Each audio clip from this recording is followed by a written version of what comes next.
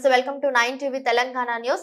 తెలంగాణ రాష్ట్రంలో నూతనంగా ప్రభుత్వం ఏర్పాటు అయ్యాక పేదలకు సంక్షేమ పథకాలు అందాలనే ఉద్దేశంతో పేదల అభివృద్ధి కోసం ఎన్నికల సమయంలో ఇచ్చిన 6 గ్యారంటీ పథకాలు అందించేందుకు ప్రజాపాలన కార్యక్రమం ఏర్పాటు చేసినట్లు స్థానిక సర్పంచ్ రాజిరెడ్డి కాంగ్రెస్ పార్టీ జిల్లా నాయకులు శ్రీమాన్ రెడ్డి అన్నారు. చిన్నశంకరంపేట మండల కేంద్రంలో నేడు చివరి రోజు ప్రజాపాలన కార్యక్రమం నిర్వహించారు. ప్రజాపాలన కార్యక్రమానికి చక్కని స్పందన లభిస్తుంది. ప్రజాపాలన కార్యక్రమంలో మహాలక్ష్మి, గృహజ్యోతి, రైతు భరోసా, చేయూత, ఇందిరమ్మ ఇల్లు వంటి పథకాల కోసం దరఖాస్తులు స్వీకరించడం జరుగుతుంది. అనంతరం స్థానిక సర్పంచ్ రాజిరెడ్డి, డిసిసి కార్యదర్శి శ్రీమాన్ రెడ్డి, మండల వ్యవసాయ అధికారి లక్ష్మీ ప్రవీణ్లు మాట్లాడుతూ ప్రభుత్వం ఏర్పాటు అయ్యాక 100 రోజుల్లోనే అర్హులైన పేదలందరికీ సంక్షేమ పథకాలు అందించేందుకు 6 గ్యారంటీ పథకాలను సూచించడం జరిగిందని, అర్హులైన ప్రతి ఒక్కరికి ఇందిరమ్మ ఇల్లు, గృహలక్ష్మి వంటి పథకాలను అందించడం జరుగుతుందని, పేదల సంక్షేమ ధ్యేయంగా కాంగ్రెస్ ప్రభుత్వం పనిచేస్తుందని, సీఎం రేవంత్ రెడ్డి పేదల అభివృద్ధి కోసం పనిచేస్తున్నారని తెలిపారు.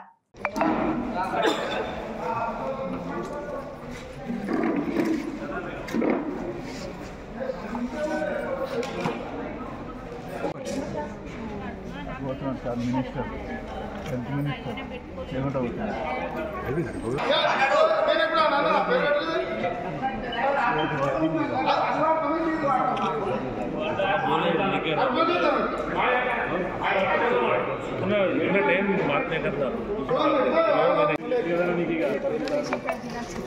రేషన్ కార్డు కోసం కావాలని అన్న అన్న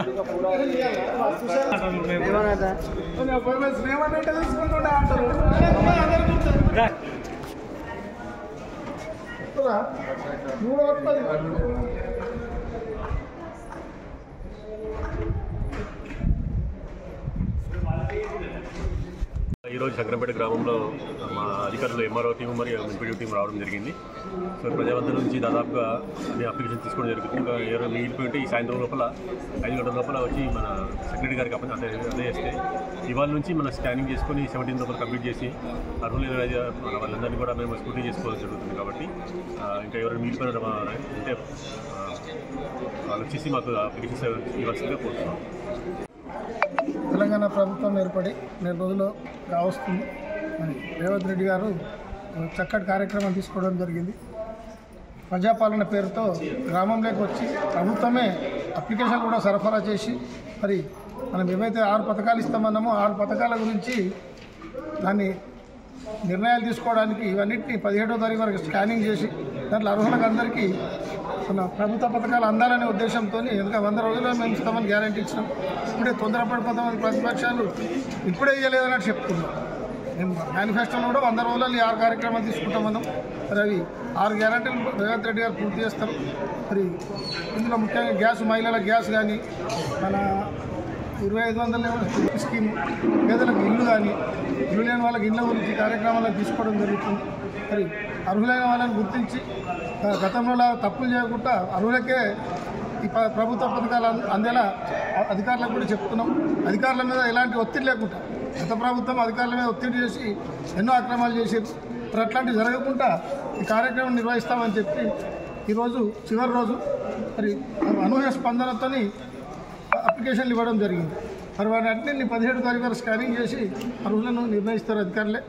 మరి దీనికి పెట్టినందుకు రేవంత్ రెడ్డి గారికి మా ధన్యవాదాలు తెలియజేస్తాం. కొత్త ప్రభుత్వం ఏర్పడాక గౌరవ ముఖ్యమంత్రి గారు మరి ఏదైతే పేదవారు ఉన్నారో వారికి మరి ప్రగతి ఫలాలు అందించాలనే ఒకే ఒక ఉద్దేశంతో మరి గతంలో 10 సంవత్సరాల్లో చాలా ఇబ్బందులు పడ్డాము. కొన్ని పథకాలు మంచి ఉన్నప్పటికీ కూడా మరికొన్ని పథకాలకు చాలా ఇబ్బంది పడాల్సి వచ్చింది. మరి రేషన్ కార్డు అనేది అసలే లేకుండే. మరి అలాగే ఇందిరమ్మ గృహాలు మనం 15 నెలలకు ఇల్లు కట్టుకోలేకపోయాం. అలాగే కొత్త పెన్షన్లు కావాలన్నప్పుడు చాలా ఇబ్బందులు పడ్డాం. మరి దురదృష్టవశాత్తు ఎవరో ఎమ్మెల్యేలు చచ్చిపోతేనే తప్ప పెన్షన్ రాలేదు. బై ఎలక్షన్ వస్తున్నాయని మన పెన్షన్ ఇచ్చడం అనే పరిస్థితి వచ్చింది. కాబట్టి ఇప్పుడు ఉన్న ప్రభుత్వము మరి కాంగ్రెస్ ప్రభుత్వంలో మరి పేదవాడికి ఖచ్చితంగా మనం మంచి ఉద్దేశంతో 6 గ్యారెంటీలతో ముందుకొచ్చారు. మరి దానికి మరి జిల్లా యంత్రాంగం మరి మన మండల యంత్రాంగం కూడా ఆర్మిషన్ కృషి చేస్తూ మరి నిజమైన పేదవారికి ఎవరైతే అర్హులు ఉన్నారో వారికి ఆ ఫలాలు అందజేయాలని మండల ఆఫీసర్ అందరినీ అటు ఎంఆర్ఓ గారిని ఎంపీడీఓ గారిని మిగతా డిపార్ట్మెంట్ అందరినీ కోరుకుంటూ మరి ఎందుకంటే మనం నిజంగా ఆర్థికంగా మంచి ఉన్నప్పుడు అలాంటి ఫలాలకు దూరం మనమే ఉండాలి.